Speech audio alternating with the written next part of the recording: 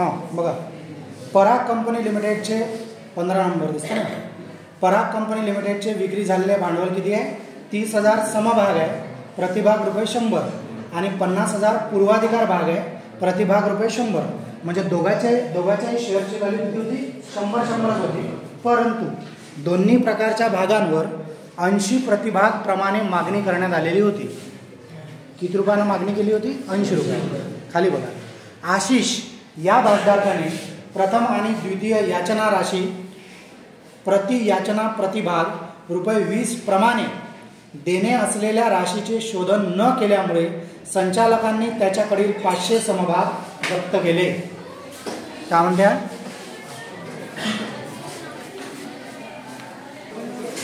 बघा, पराग कंपनी लिमिटेडने 30,000 समभाग आणि 50,000 पूर्वाधिकार भाग विकले, पण त्या भागाचे मूल्य किती होते? 100. पण प्रतिभाग किती प्रमाणे विकले? 80 प्रमाणे. खाली बघा, आशिष या भागधारकाने प्रथम आणि द्वितीय याचना राशी प्रति याचना प्रतिभाग 20 प्रमाणे देणे असलेल्या राशीचे शोधन न केल्यामुळे, शोधन न केले म्हणजे शोधन केले नाही. कोणते शोधन केले नाही? आशिष या भागधारकाने प्रथम आणि द्वितीय याचना राशी प्रति याचना प्रतिभाग म्हणजे एक प्रथम याचनेचे 20 रुपये आणि द्वितीय याचनेचे 20 रुपये असं म्हणणार. कळलं का तुम्हाला? प्रथम याचनेचे 20 आणि द्वितीय याचनेचे 20 असे प्रति याचना प्रतिभाग. प्रति याचना म्हणजे प्रत्येक याचनेचे प्रतिभागाचे 20 रुपये असलेल्या राशीचे शोधन न केल्यामुळे संचालकांनी त्याच्याकडील 500 भाग काय केले? समभाग जप्त केले. कोणाचे? आशिषचे. पुढे जाऊया. तसेच अशोक या भागधारकांनी आवंटनावर प्रतिभाग रुपये 20, प्रथम याचनेवर प्रतिभाग रुपये 20 आणि अंतिम याचनेवर प्रतिभाग रुपये 20 या राशीचा भरणा न केल्यामुळे, पुन्हा केला भरणा? अशोकने आवंटनावर 20, प्रथम याचनेवर 20, अंतिम याचनेवर 20 या रकमेचा भरणा न केल्यामुळे त्याच्याकडील 500 पूर्वाधिकार भाग जप्त केले. याचेही भाग जप्त केले. पुढे जाऊ. संचालकांनी आशिष या भागधारकाचे जप्त भाग प्रतिभाग रुपये 60, रुपये 80 ला प्रतिभाग मागणीप्रमाणे आणि अशोकचे जप्त भाग प्रतिभाग रुपये 72, रुपये 80 ला प्रतिभाग मागणीप्रमाणे पुनर्निर्गमित केले. पुनर्निर्गमित करण्यात आलेले सर्व भाग अंकिताने खरेदी केले. पराग कंपनी लिमिटेडच्या पुस्तकात भाग जप्त आणि पुनर्निर्गमनासंबंधीच्या रोजकीर्द नोंदी करा. कोणत्या नोंदी करायच्या? सगळ्या नोंदी करायच्या आहे का? नाही. काय म्हटलंय त्यानं? पराग कंपनी लिमिटेडच्या पुस्तकात भाग जप्त आणि पुनर्निर्गमन संबंधीच्या रोजकीर्द नोंदी करा. तर करूया बघा. उदाहरण नंबर 15. उदाहरण नंबर 15 काय लिहू आपण? पराग कंपनी लिमिटेडच्या पुस्तकात पराग कंपनी लिमिटेडच्या पुस्तकात रोजकीर्द नोंदी, दिनांक आपस न्यायचा, नाही लिहिलं तरी चालतो. दिनांक, विवरण, खातेपाल, नागरिकत्व, जमा. बघ, कोणत्या नोंदी करायला सांगितल्या? जप्तीच्या आणि पुनर्विक्रीच्या. आता जप्ती म्हटली की आपल्याला 3 गोष्टी लक्षात घ्याव्या लागतील. कोणत्या? किती भाग जप्त केले, त्यांना कोणते पैसे दिले नाही आणि कोणते दिले. बरोबर ना? बघा, जप्तीचा पुढा आहे दुसरा पॅरेग्राफ पहा.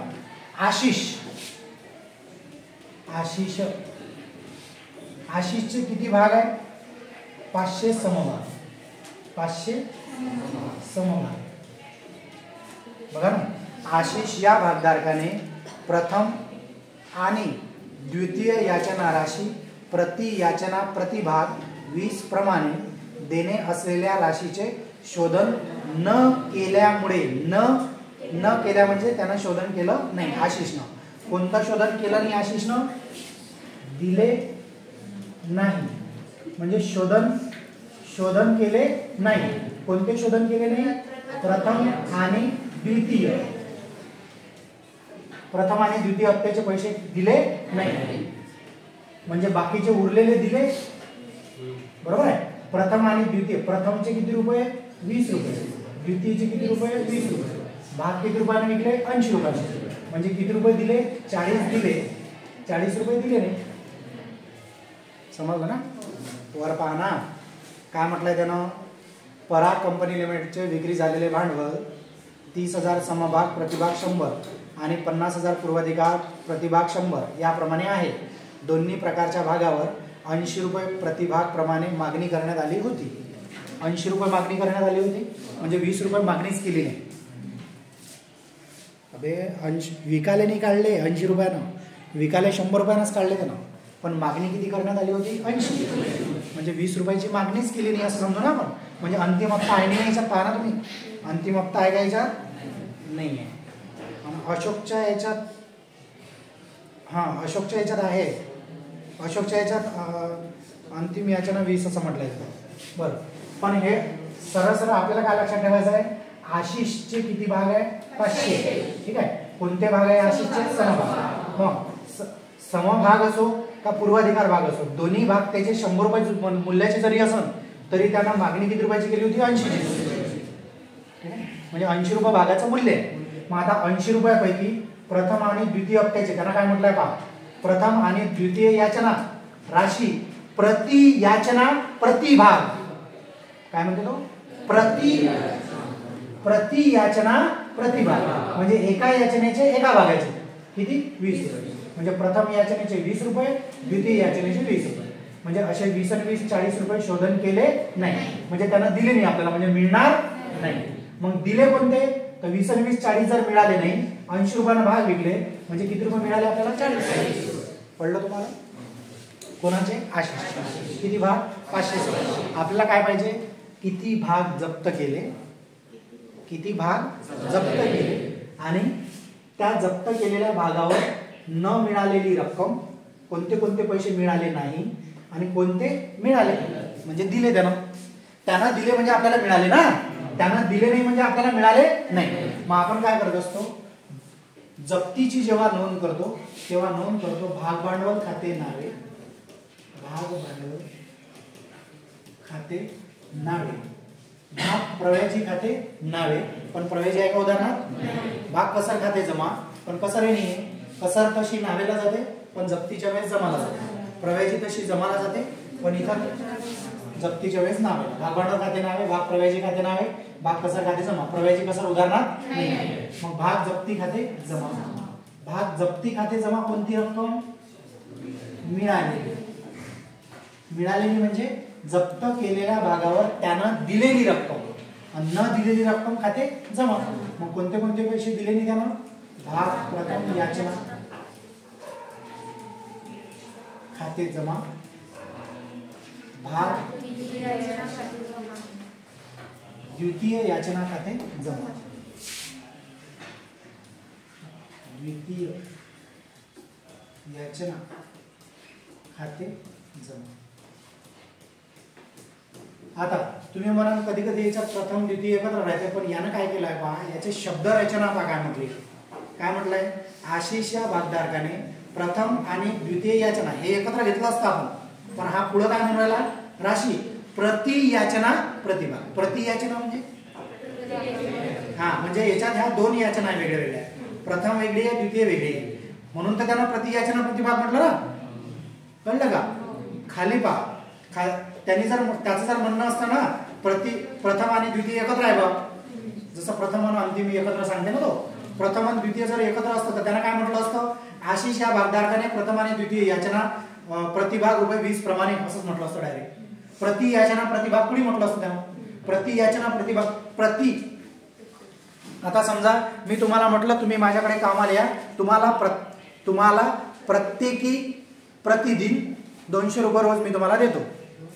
काय म्हटलं मी, प्रत्येकी प्रतिदिन 200 रुपये देतो. प्रत्येकी प्रतिदिन म्हणजे प्रत्येकी म्हणजे एकाला, प्रतिदिन म्हणजे दररोज, म्हणजे प्रत्येकाला दररोज 200 रुपये. कळलं. जर मला असं म्हणायचं असतं की तुम्ही सगळे एखादा म्हणा तर काय म्हटलं असतं की तुम्ही माझ्याकडे कामाला या, तुम्हाला मी दररोज 5,000 रुपये देतो, तुम्हाला मी दररोज 5,000 देतो. पण प्रत्येकी आलं का? म्हणजे इंडिव्हिज्युअली 5,000 झाले का? नाही. तुम्हाला 5,000 देतो इन द सेन्स तुम्ही सगळे या, सगळ्याला एका दमानं देतो, कळते ना तुम्हाला, ग्रुपला. मग आता इथं याने काय म्हटलंय, प्रथम आणि द्वितीय याचना, म्हणजे प्रथम याचना आहे द्वितीय याचना आहे. पण त्यांनी पुढे काय म्हटलं, प्रतिभाग 20 रुपये असं म्हटलं. काय प्रतिभाग 20 रुपये म्हटलं असतं तर मग प्रथम आणि द्वितीय एकत्र 20 केले असते आपण. पण याने काय म्हटलं, प्रति याचना प्रतिभाग, म्हणजे एका याचनेचे एका भागाचे 20 रुपये. म्हणजे प्रथम याचनेचे वेगळे 20 रुपये, द्वितीय याचनेचे वेगळे. कळलं का तुम्हाला? भागभांडवल खाते भाग जप्तीच्या नोंदी करायच्या आहे ना, जप्तीच्या पुनर्विक्रीच्या. मग भागभांडवल खाते नावे, भाग जप्ती खाते जमा, प्रवेशी कसर नाही आहे, भाग जप्ती खाते जमा, भाग प्रथम याचना खाते जमा, भाग द्वितीय याचना खाते जमा. भागभांडवल खाते नावे नंतर लिहायचे जप्तीच्या वेळेस. जप्ती खाते जमा कोणती रक्कम मिळालेली दिलेली, मग त्यांना किती पैसे दिले आपल्याला? 40 रुपयानं किती भाग जप्त केले त्याचे? 500. 500 गुणिले 40 करा. 3 शून्य शून्य कोणते घ्यायचे? शेवटचे. 1 2 3 शून्य झाले, 4 पंच 20. 20,000 रुपये भाग जप्ती खाते जमा. ठीक आहे. प्रथम याचना खाते जमा, प्रथम याचना म्हणजे न मिळालेली किती आहे? 20 आणि 20 40 आहे, 20 आहे. 500 गुणिले 20, 1 2 3 शून्य 5 2 10. 10,000 रुपये येईल. 10,000 प्रथम याचना, 10,000 20 30 40. इथं काय लिहू आपण? आशिषचे 500 भाग समभाग आहे ना. आशिषचे कोणते भाग? आशिषचे 500 समभाग जप्त केल्या. शॉर्टकट लिहायचं असं तर जप्त केल्याबाबत डायरेक्ट लिहू शकता, नाही तर मग कसं लिहायला लागेल, आशिषचे 500 भाग 500 समभाग त्याने प्रथम आणि द्वितीय हप्त्याची रक्कम न दिल्यामुळे जप्त केल्या भाग. म्हणजे तुम्ही डिटेल पण लिहू शकता जे दिलेलं आहे ते. पुढे जाऊ. अजून कोणाचे भाग जप्त केले त्यानं? अशोकचे पूर्वाधिकार भाग आहे 500. आता इथे जे भागभांडवल खाते आहे ना, इथं समभाग भांडवल खाते नावे, समभाग जप्ती खाते जमा, समभाग प्रथम याचना खाते जमा, समभाग द्वितीय याचना खाते जमा, असं पण लिहू शकतो. नाही कळलं? हे समभाग आहे की नाही, तर याला भाग लावतो की आपण भाग, तर याच्या आधी तुम्ही काय म्हणू शकता? समभाग भांडवल खाते नावे, समभाग जप्ती खाते जमा, समभाग प्रथम याचना खाते जमा, समभाग द्वितीय याचना खाते जमा, असं. आता पूर्वाधिकार भाग आहे याचे कोणाचे? अशोकचे. तर इथे काय म्हणू शकता? पूर्वाधिकार भाग भांडवल खाते नावे, जाऊ द्या सगळे लिहून या, भाग भांडवल खाते नावे, भाग भांडवल खाते नावे, याच्यात एक प्रवेशी कसर नाही आहे, म्हणजे उदाहरणार्थ प्रवेशी कसर नाही आहे ना. भाग भांडवल खाते नावे, भाग जप्ती खाते जमा म्हणजे मिळालेले. आता हे मिळालेले आपण इकडे लिहून घेऊ पहिले. पहा कोण आहे? अशोक. किती भाग आहे अशोकचे? 500 पूर्वाधिकार भाग आहे. यानं दिले नाही कोणते? कोणते दिले नाही यानं? अशोकने कोणते पैसे दिले नाही? आवंटन 20, प्रथम हप्ता 20, अंतिम हप्ता 20, हे यानं दिले नाही, म्हणजे हे मिळणार नाही पैसे आपल्याला. मग दिले कोणते? 80 रुपये आहे ना. 20 20 20 60 रुपये दिले ना, सॉरी दिले नाही. आवंटन किती आहे? 20, प्रथम याचना 20, अंतिम याचना 20, राशी भरणा न केल्यामुळे म्हणजे हे पैसे यांना दिले नाही. 60 रुपये दिले नाही म्हणजे दिले किती? 20. ठीक आहे. तर मग भाग भांडवल खाते नावे, भाग जप्ती खाते जमा, भाग आवंटन खाते जमा जे दिले नाही ते, भाग प्रथम याचना खाते जमा, भाग अंतिम याचना खाते जमा. आता भागभांडवल खाते नावे जप्तीच्या वेळेस भागभांडवल खाते नावेची रक्कम शेवटी लिहायची. जप्ती खाते जमा म्हणजे मिळालेले किंवा दिलेले. किती आहे दिलेले 20. 20 गुणिले 500 करा. 500 गुणिले 20 आपण इथे केलाय पहा. किती आहे 10,000. जप्ती खाते जमा 10,000. भाग आवंटन खाते जमा 500 गुणिले 20. आवंटनचे 20 आहे ना पहा. सगळेचे 20 आहे म्हणजे 10,000 असेल. बरोबर आहे ना. 10 चौक 40 आहे ना. 4 वेळा आहे ना 10,000. 40. इथे काय लिहू आपण. अशोकचे 500 पूर्वाधिकार भाग जप्त केल्या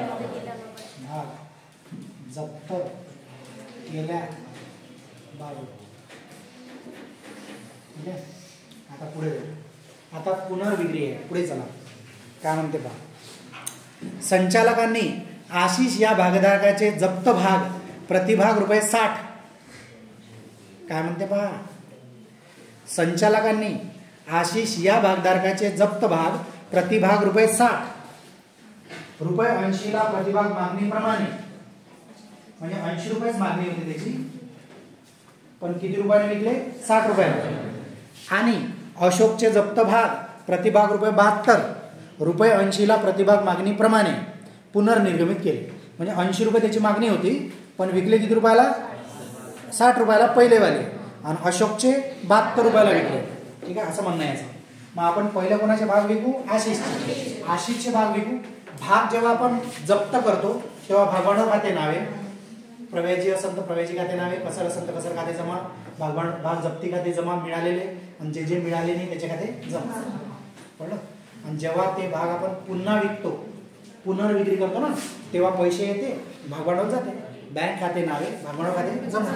बँक खाते नावे, भागभांडवल खाते जमा. परंतु कोणते भाग आशिषचे. किती भाग आहे आशिषचे 500. त्याची मागणी किती होती 80. विकले किती ना 60 रुपयाला. म्हणजे हे मागणी होती आणि रुपये विकले किती, विक्री किती रुपयाने केले 60 रुपयाने. मला सांगा 80 रुपयाचे भाग 60 रुपयाने विकले. 80 रुपयाचे भाग 20 रुपये कसार नाही का. 20 रुपयाला कमी न विकले ना म्हणजे नुकसान झालं. पहिले कसार होती का नाही. मग 20 रुपयाचे कसार आहे म्हणजे जे कमी विकले. 80 रुपये किमतीचे भाग 60 रुपयाने विकले ना, तशी तर 100 रुपये किंमत होती. पण हा काय म्हणते का 80 रुपये मागितले आहे म्हणते. मग 80 रुपये जे मागितले त्याच्यापैकी 60 रुपये मिळाले ना तुम्हाला, म्हणजे 60 रुपयाला पुनर्विक्री केले ना, म्हणजे 20 रुपये कमी नाही विकले. मग 20 रुपये कमी म्हणजे 20 रुपये नुकसान झालं ना. नुकसान जे झालं म्हणजे कसर झाली.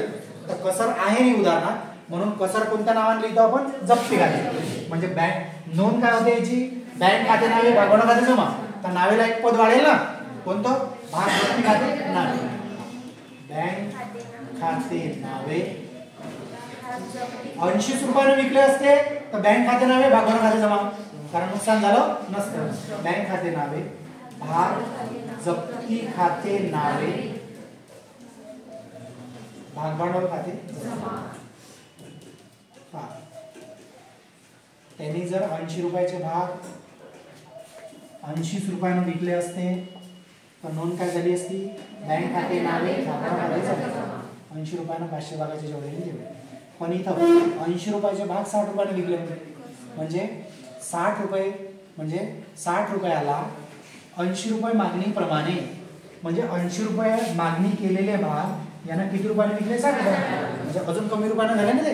म्हणजे 20 रुपये काय झाली कसं, म्हणजे नुकसान झालं ना. नुकसान कुठे लिहितो नावेला. मग नोंद का नावेचे पद वाढलं नाही. बँक खाते नावे, भाग जप्ती खाते नावे, भागभांडवल खाते जमा. कळलं का. मग बँक खाते नावे किती रुपयाने विकले तुम्ही 60 रुपयाला. बँक खाते नावे 60 रुपयाला करा. 500 गुणिले 60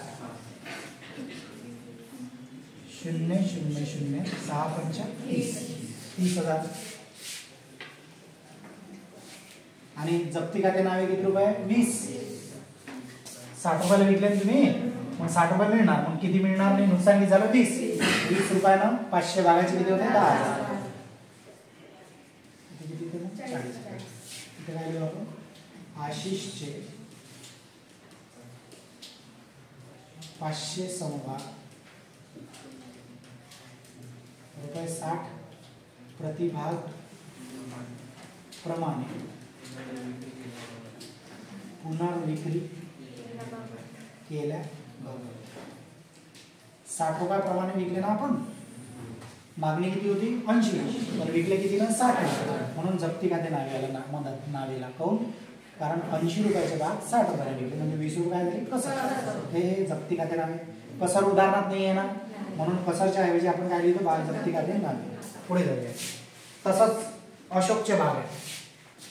तसंच कोणाचे भाग आहे अशोकचे. पण आपण काय करत असतो, आपण काय करतो, जप्त केलेले भाग जर पुनर्विक्री केली, काय म्हटलं मी, जप्त केलेले भाग जर पुनर्विक्री केले, समभाग जप्त केलेले समभाग पुनर्विक्री केले ना, तर त्या जप्त भागावर झालेला लाभ भांडवली निधीला स्थानांतरित करतो किंवा एकत्र पण करू शकतो.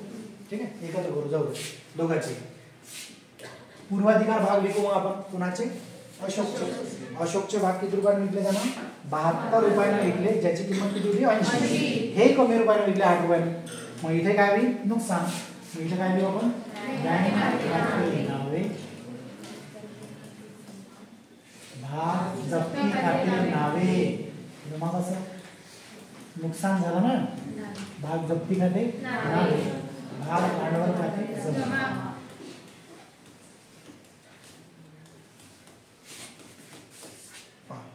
किती रुपयाने विकले 72. 500 गुणिले 72 करा. ठीक आहे, 0 2 ओके. 5 गुणिले 72, 5 दोन्ही 10. 72 गुणिले 5 नाही येत आपल्याला. 72 गुणिले 5 जर सोपं करायचं असेल तुम्हाला, 72 गुणिले 5 जर सोपं करायचं असेल ना, तर 72च्या अर्धे करायचे आणि एक 0 ठेवायचं. काय म्हटलं मी, 72चे अर्धे किती होते 36 आणि 0 म्हणजे 360 येते. कळलं का तुम्हाला. याचं उत्तर 36,000 आहे. करून पहा. 500 गुणिले 72 0 0 आणि नाही तर 72 गुणिले 5 येत नाही आपल्याला, म्हणून 5 गुणिले 72 करू. 5 दोन्ही 10, 10 चला 5 7 35 ने 36. आणि कोणत्याही संख्येला जर 5 न गुणताना, कोणत्याही संख्येला 5 न गुणताना, कोणतीही संख्या आहे 37,000 आहे, हिला जर 5 न गुणायचं आपल्याला, हा म्हणजे कोणत्याही संख्येला 5 न जर गुणायचं आहे तर काय करायचं, या संख्येला 5 न गुणायचं आहे, एक 0 वाढवायचं, अर्ध करायचं, एक 0 वाढवायचं आणि अर्धे करायचे. नाही कळले. किंवा 0 जसेच्या तसे घेऊन घ्यायचे. इथे 3 0 होते ना, 3 0 जसेच्या तसे. मग 37च्या अर्धे करायचे आणि एक 0 ठेवायचं. मग 37च्या अर्धे किती होते माहित नाही, 18.5 होते ना, म्हणजे 37च्या अर्धे. आता 37च्या अर्धे 18.5 होते ना, मग एक 0 ठेवायचं तर ऑलरेडी पॉईंट आहे. मग इथं किती होईल 18.5 म्हणजे 185 होईल. पॉईंट आला तर मग 0 ठेवायचं नाही, ते काढा लागते पॉईंट. जाऊ द्या तुम्ही एवढं काही लक्षात ठेवून. असं जर आलं तर काय करायचं, 72 गुणिले 5 आला तर 5 न गुणाचं म्हणजे बरोबर येईल. 36,000 आले, मग 72 गुणिले 500 भागाचे 36,000 रुपये मिळणार आपल्याला. आणि जप्ती खाते नावे किती रुपये नुकसान झालं 8 रुपये. मग 500 गुणिले 8 करा. 500 गुणिले 8, 8 0 0 8 5 4, 36 आणि 4 40. इथे काय लिहू आपण, अशोकचे 500 पूर्वाधिकार भाग रुपये 72 प्रतिभाग प्रमाणे पुनर्विक्री. विक्री नाही केले, पुनर्विक्री केल्यावर, पुनर्विक्री केली. विक्री करताना तर हप्ते येते, अर्ज, आवंटन, प्रथम हप्ता, द्वितीय हप्ता, अंतिम हप्ता असे हप्ते येते विक्री करताना. आणि पुनर्विक्री करताना डायरेक्ट विकते, तो पैसे भेटते, भाग जाते, क्लायंट खाते नावे, भागवाडा खाते जमा. त्याच्यात जर काही कमी असेल तर जप्ती खाते नावे. कसर ऑलरेडी कसर असेल तर कसर खाते नावे, कसर नसेल तर जप्ती खाते नावे. पुढे जाऊया. हां संपलं. आता हे भाग आहे ना अंकिताला विकले आहे, बरोबर आहे. त्याचं काही घेणं नाही आपल्याला. आपण लिहू शकतो अशोकचे 500 पूर्वाधिकार भाग रुपये 72 प्रतिभाग प्रमाणे अंकिताला पुनर्विक्री केल्या बाबत. इथं काय पाहिजे होतं? प्रतिभाग प्रमाणे. इथं अंकिताचं नाव दिलं ना काहीतरी, अंकिताने खरेदी केले होते ना, अंकिताला पुनर्विक्री केले. ठीक आहे. आता आपल्याला उघडा लागते जप्ती खाते. जप्त केलेले भाग पुन्हा विकले की नाही आपण, मग आपल्याला कोणते खाते उघडा लागते?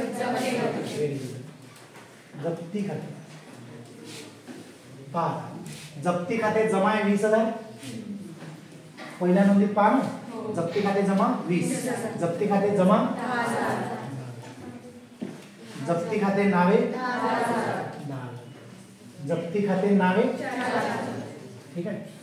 पण जेवढे भाग आहे ना जप्त केले सगळे विकले, म्हणजे काही हेडेक नाही आहे. जेवढे भाग जप्त केले पूर्ण विकले. जर पूर्ण विकले नसते तर अजून कार्यक्रम वेगळा आला असता. म्हणजे जेवढे भाग जप्त केले त्याच्यातले जेवढे विकले पुन्हा विकले त्याच्यावरचाच नफा स्थानांतरित करावा लागतो. पण याने काय केलं, जेवढे जप्त केले सगळे विकले. मग 20,000 तेच नावेला 30,000 मधून 14 मायनस 30 मधून 14 गेले किती राहिले? 16,000. 16,000 कुठं आले? जप्ती खात्याच्या भाग जप्ती खाते नावे, भाग जप्ती खाते नावे, भांडवल निधी खाते जमा, भांडवल निधी खाते जमा. जप्त केलेल्या पुनर्विक्री भागांवर झालेला लाभ भांडवल निधीला स्थानांतरित केल्या.